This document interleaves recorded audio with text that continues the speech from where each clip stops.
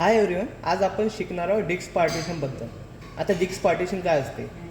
आता आपण जे सिस्टममध्ये hard disk S S D वापरतो त्याची टोटल स्पेस जी आहे त्याला काय म्हणतो आपण? Hard disk. आणि त्याचे पार्ट करणं, इन शॉर्ट त्याला डिवाईड करणं दोन पार्टमध्ये, याला म्हणतो आपण डिस्क पार्टिशन. आता डिस्क पार्टिशन नावाचा टूल राहते. त्याने काय होईल, समजा आपली एकच लोकल डिस्क सी असली, समजा एकच पार्टिशन असली, तर काय होईल, कधी आपला विंडोज करप्ट झाला तर आपला पूर्ण डेटा चालला जाईल त्यात. तर ते नाही हो म्हणून आपण काय करत असतो, अजून एक पार्टिशन बनवत असतो. आता ते कसं बनवायचं ते शिकूया.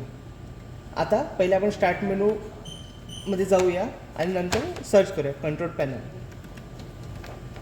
हे कंट्रोल पॅनल आल्यावर सिस्टम अँड सिक्युरिटी नावाचं ऑप्शन असते. या नंतर विंडोज टूल्समध्ये create and format disk partition नावाचं ऑप्शन असते. आता पहा, हे ओपन झालं आहे. आता पहा, इथे तुम्हाला तुमच्या डिस्कची टोटल स्पेस दिसते, जी इथे दाखवत आहे 931.50 GB. आता याच्यात सध्या 3 पार्टिशन आहे.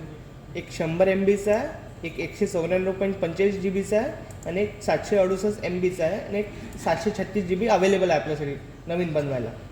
आता हे 100 MBचे जे पार्टिशन आहे ते विंडोजचा EFI सिस्टमसाठी आहे, म्हणजे बूट व्हायसाठी आहे.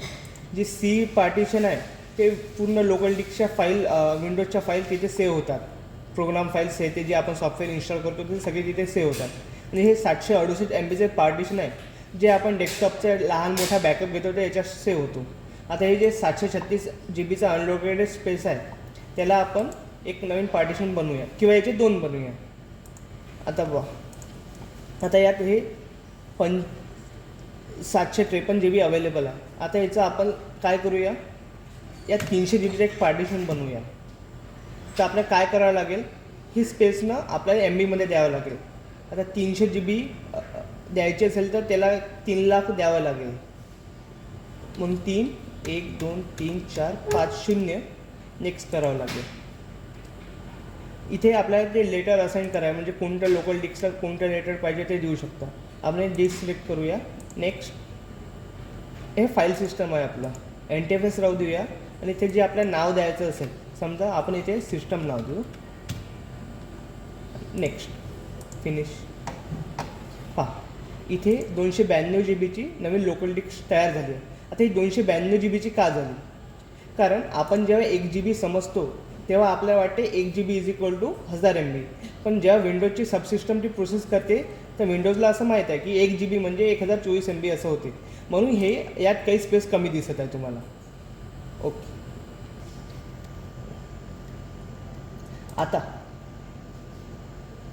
जशी ही बनवली आपण 292 GBची, आता अशीच ही 443 GBची बनवूया एक वेळा.